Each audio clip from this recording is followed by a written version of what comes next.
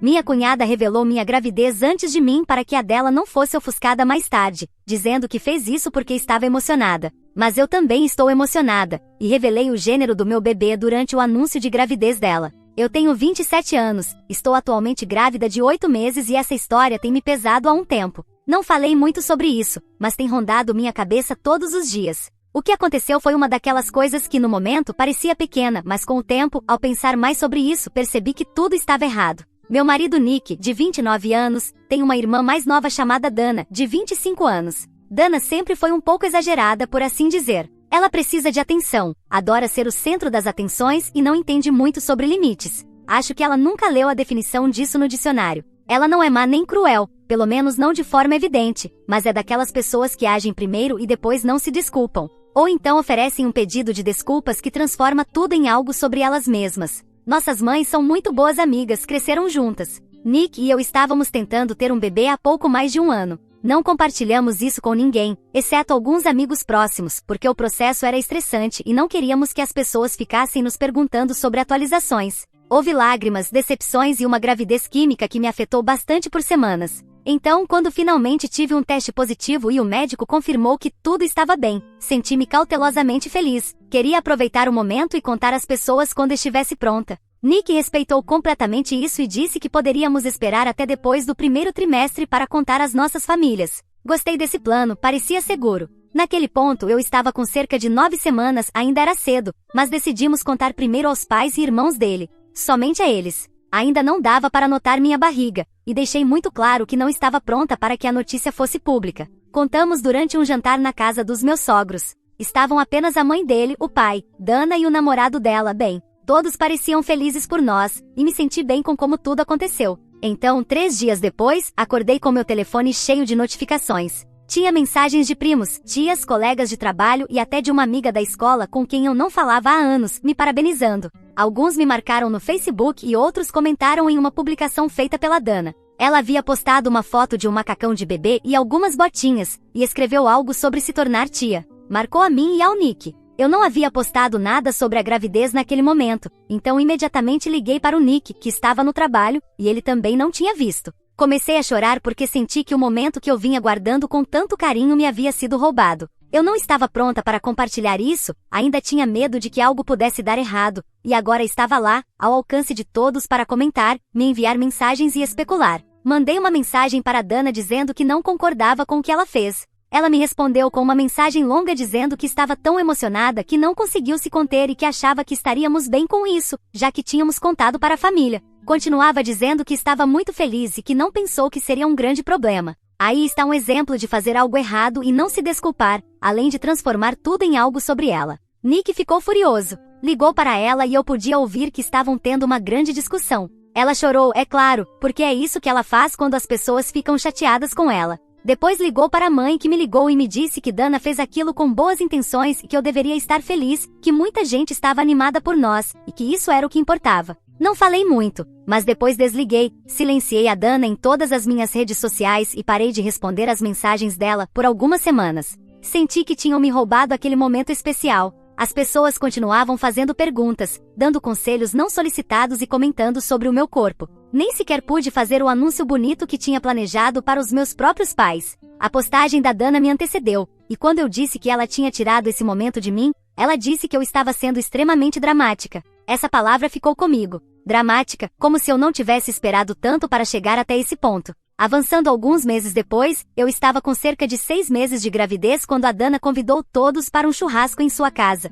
Era apenas a família, os pais dela, eu e o Nick, alguns primos e os pais do namorado dela, Ben. Todos estávamos lá conversando, comendo, passando um tempo juntos. Então, no meio de tudo, Dana se levantou e tocou numa taça, como se faz em casamentos. Sorriu e anunciou que estava grávida. Estou com 7 semanas, disse. Ben e eu estamos tão felizes e queríamos manter isso em segredo por um tempo, mas decidimos que este era o momento perfeito. Todos aplaudiram e a parabenizaram. Eu também sorri, mas estava tensa. Naquela noite, quando a maioria das pessoas já tinha ido embora, perguntei a Dana, em particular, porque ela não tinha dito nada antes e já sabia. Ela me olhou e me disse que não queria que o anúncio da gravidez dela fosse ofuscado pelo meu, que não queria que fosse algo em que as pessoas só falassem da minha gravidez, que queria seu próprio momento. Senti como se meu cérebro tivesse dado um curto-circuito.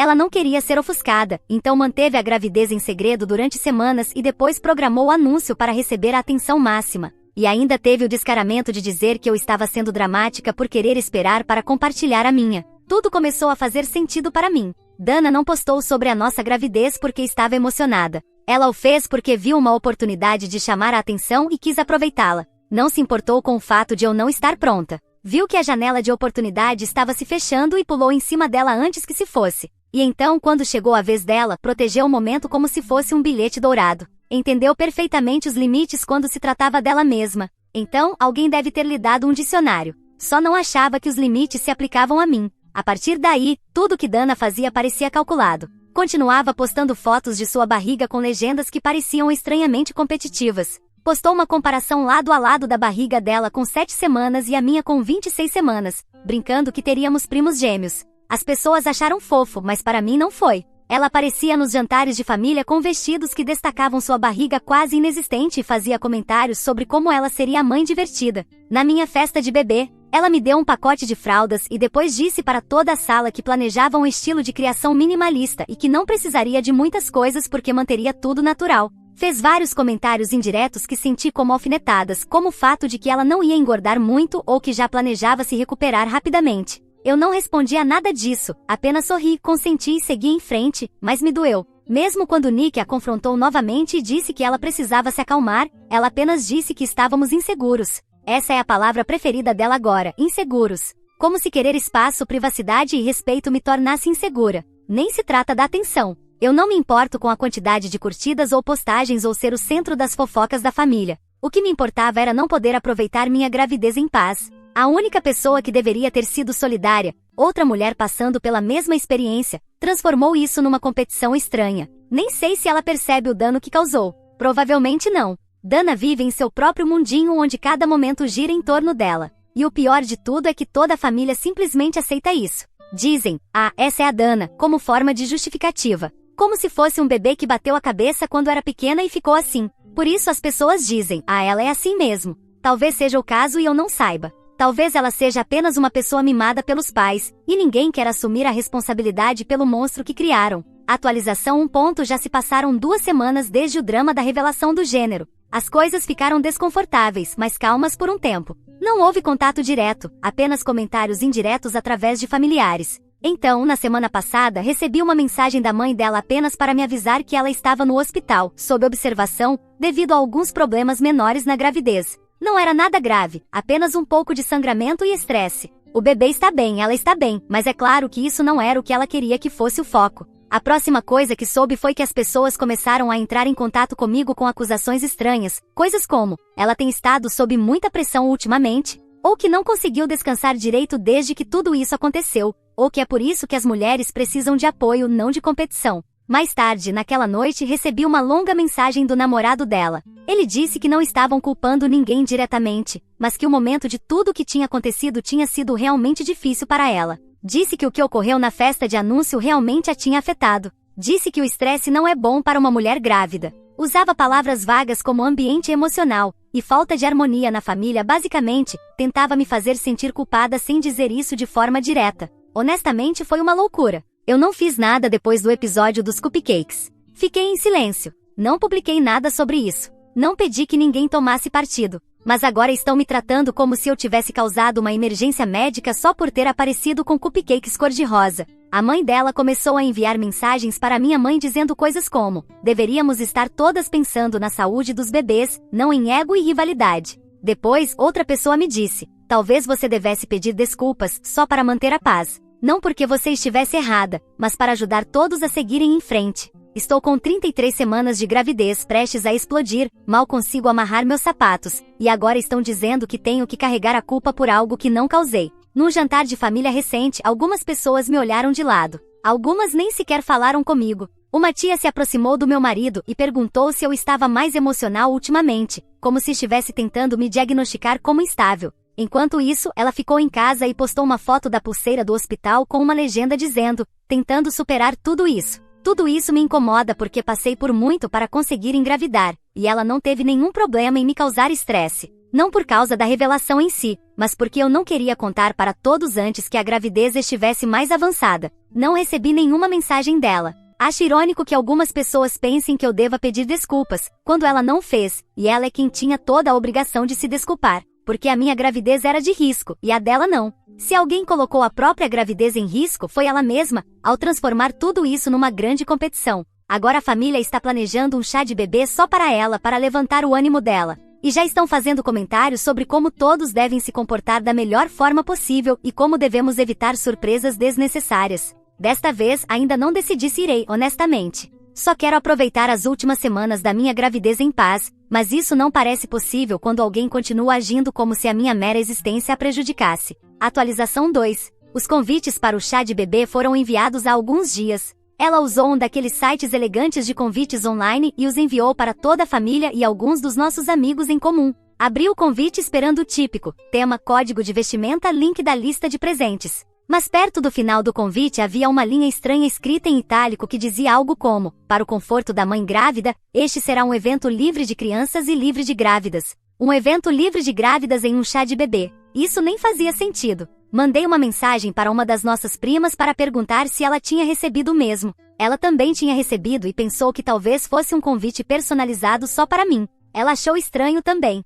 Essa prima não está grávida, então não deu muita importância, mas a mensagem era clara, eu não era bem-vinda. Ninguém mais na família está grávida agora. Obviamente era sobre mim. Não mencionava meu nome, mas todos sabiam. Era a forma dela de dizer que eu não podia ir, sem dizer diretamente. Suponho que ela pensou que fazendo disso uma regra geral pareceria um limite neutro e não uma crítica pessoal. Algumas horas depois, a melhor amiga dela postou um story, dizendo como algumas pessoas simplesmente não conseguem lidar com o fato de não serem o centro das atenções e que as verdadeiras rainhas protegem sua energia durante momentos especiais. Não mencionou ninguém, mas o timing foi perfeito demais. Mais tarde naquele dia, minha mãe me ligou e me perguntou se eu tinha visto o convite. Eu disse que sim. Eu já estava chateada, mas tentando me manter neutra. Ela me disse que tinha conversado com ela sobre isso e que ela alegou que era por causa da ansiedade e do desejo de se manter tranquila. Aparentemente, ver outras mulheres grávidas a deixa nervosa e distraída. Essa foi a desculpa dela. Também disse à minha mãe que não queria que as pessoas comparassem as barrigas ou fizessem perguntas que a pressionassem.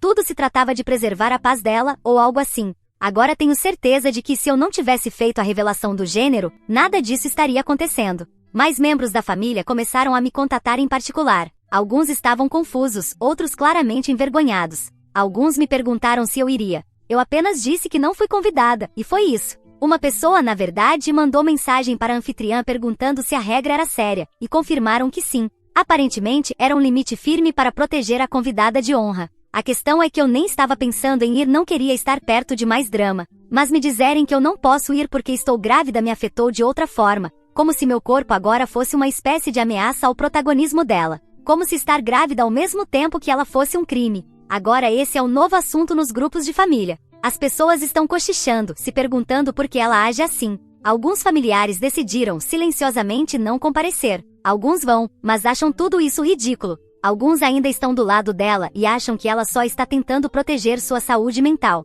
Eu permaneci à margem. Não respondi, não comentei, não publiquei nada. Estou focada em me preparar para o bebê, sim, mas uma parte de mim está cansada de sempre ter que engolir o insulto e seguir em frente. Se eu tivesse feito algo assim, toda a família teria me massacrado. Atualização 3. No fim de semana passado, a família fez um brunch na casa da tia do meu marido. Foi uma reunião pequena, principalmente apenas a família próxima. Ela estava lá com o marido, sentada em silêncio. No início eu mantive distância, tentando evitar qualquer drama desnecessário. Focando em me atualizar com algumas pessoas e comer algo decente enquanto equilibrava meu corpo muito grávido sobre uma cadeira pequena demais. Tudo estava indo bem até que um dos primos mencionou um grupo de apoio para pais ao qual tinha se juntado recentemente e o quanto isso tinha sido útil. De alguma forma, isso virou uma conversa sobre apoio pós-parto e sobre como é importante apoiar as novas mães. Então alguém mencionou como algumas pessoas da família não estavam sendo muito empáticas ultimamente. Não foi direcionado a ninguém especificamente, mas o clima mudou rapidamente.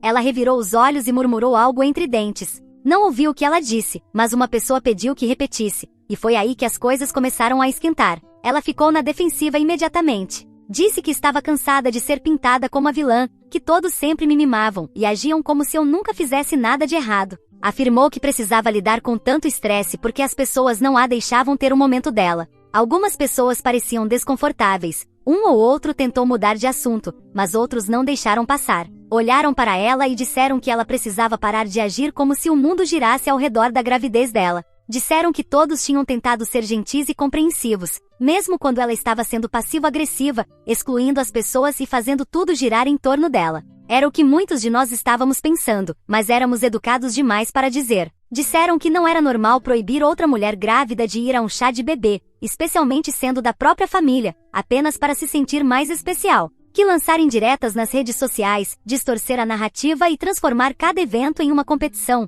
ao invés de uma celebração, não era apenas mesquinho, era cruel. E então a parte mais brutal, disseram que o comportamento dela era baseado em ciúmes e todos podiam ver isso. Eu não disse uma palavra. Ela parecia completamente surpresa, como se ninguém jamais tivesse dito não para ela na vida. O namorado dela parecia desconfortável, mas não a defendeu. Algumas pessoas apenas assentiram em silêncio. Um dos tios tentou acalmar as coisas dizendo que todos estavam cansados e emocionais, mas não funcionou. Ela acabou saindo mais cedo. Não disse adeus nem deu uma desculpa educada. Apenas pegou a bolsa e saiu rapidamente, seguida pelo namorado. Depois que ela foi embora, a energia no ambiente mudou. Algumas pessoas se aproximaram de mim e disseram que estavam contentes que finalmente alguém tinha dito alguma coisa. Disseram que tinham notado como ela estava me tratando e não achavam aquilo certo. Eu apenas assenti e agradeci. Não queria alimentar ainda mais o fogo. Mais tarde naquela noite, ela fez uma publicação dizendo que algumas pessoas não conseguem lidar ao ver os outros felizes e que alguns familiares são cobras disfarçadas.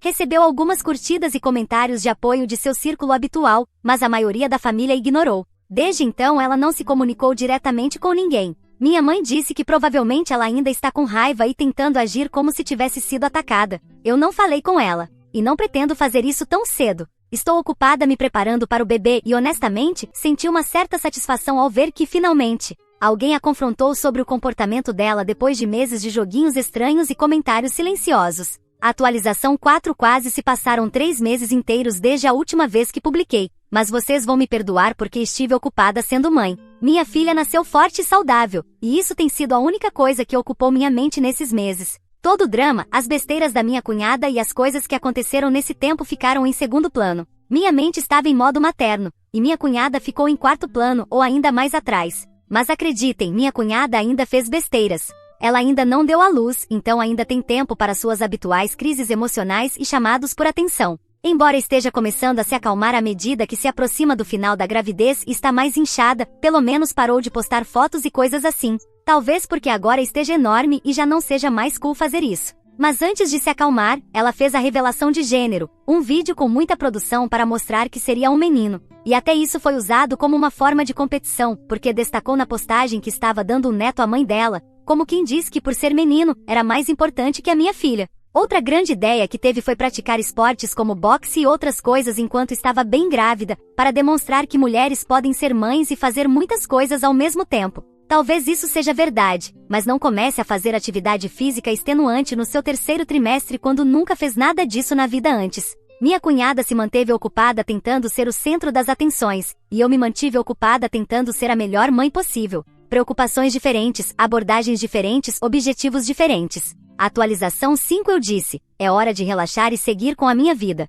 Talvez esquecer de publicar mais no Reddit porque minha filha já nasceu, e uma vez que o filho da minha cunhada nascesse, não haveria mais drama. Ninguém me avisou que quando nascesse o filho da minha cunhada, haveria ainda mais drama. Mas esse drama é do tipo bom, do tipo que não me envolve e que posso assistir de muito longe. Gente, eu sei que vocês vão precisar de contexto para isso, porque senão não faria muito sentido. Minha cunhada tem um tom de pele caucasiano, mas o namorado dela, bem não. Não sei por que nunca se casaram, nem mesmo quando estavam esperando um filho, mas viviam juntos. Bem esperava que o filho deles nascesse com um tom de pele que fosse um meio termo entre os dois, mas o bebê nasceu ainda mais branco que minha cunhada. Bom, não é difícil, o bebê não teve tempo de pegar sol como ela. Não sei se é possível afirmar com certeza que Ben é ou não o pai desse bebê, mas isso ao menos despertou suspeitas. Isso levou Ben a pedir um teste de paternidade, já que achou tudo muito estranho. E o resultado, e origem de todo o drama, é que o bebê não é dele. E Ben não apenas a expulsou de casa, agora minha cunhada está morando com os pais, como também fez uma publicação marcando ela.